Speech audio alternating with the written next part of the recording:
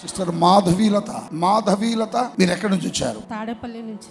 బిడ్జి ఒకటి తాడేపల్లి. బిడ్జి అవతల. రైట్. ఏ సమస్యతో వచ్చారు? నేను చచ్చిపోతే అండబెట్టడానికి కూడా ఇల్లు లేదండి. నా కుటుంబం మొత్తం నన్ను వదిలేసి వెళ్ళిపోయినారు. ఇప్పుడు ఒంటరిగా జీవిస్తున్నాను. ఎవరు లేరు నీకు? పిల్లలు వెళ్ళిపోయినారు, భర్త వదిలేశాడు. అయ్యో, ఒంటరిగా జీవిస్తున్నా. ఇక్కడికి రావాలని ఎలా అనిపించింది నీకు? ఆ స్నేహితురాలు చెప్పింది. Very good, very good. అయితే ఫస్ట్ నమ్మలేదు నేను. ఇప్పుడైనా నమ్ముతావు? మరి ఇప్పుడు నమ్ముతున్నా. ఎందుకని ఇప్పుడు నమ్ముతున్నావు? అంటే కొన్ని యూట్యూబ్లో వీడియోలు చూసి, అంటే నా ఊహగాను ఆయన దేవుని మీద భారం వేసి నేను బయలుదేరుతున్నాను వచ్చానండి.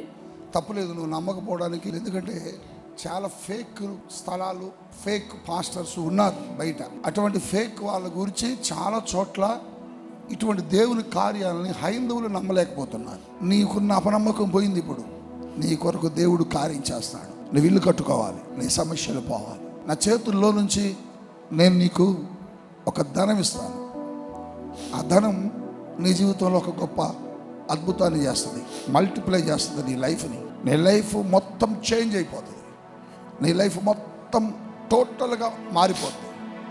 నాతో పరిశుద్ధాత్మ దేవుడు చెబుతున్నాడు, నీ లైఫ్ మొత్తం మారిపోతుంది. నువ్వు ఇప్పటి వరకు పడిన ప్రతి స్ట్రగుల్, ప్రతి సమస్య కంప్లీట్గా తొలగిపోయి నీతో దేవుడు కార్యం చేయబోతున్నాడు.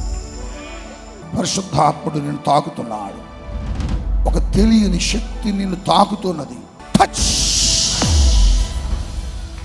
Thank you Holy Spirit. ఈ బిడ్డ ఏ ఉద్దేశంతో, ఏ ఆశతో, ఏ నమ్మకంతో ఇక్కడికి వచ్చిందో ఆ కార్యము తన జీవితంలో జరుగును గాక.